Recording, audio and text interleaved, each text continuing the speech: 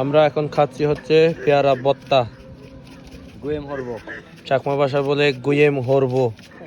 আর এটা হচ্ছে বাঙালি স্টাইলে নাকি মামা?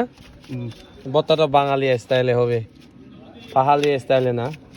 এটা সস রাঁধুনি। রাঁধুনি। এটা রাঁধুনি তো দেয় মাখে। না না, এটা হচ্ছে ওই বত্তার রাঁধুনি, বুঝছো? এটা হচ্ছে বত্তার রাঁধুনি। হ্যাঁ, এটা হচ্ছে বত্তার রাঁধুনি। এটা কি মামা? এটা দিতেছেন? এটা লবণ। এটা লবণ, মিট লবণ। বিট লবণ। অনেকগুলো আছে।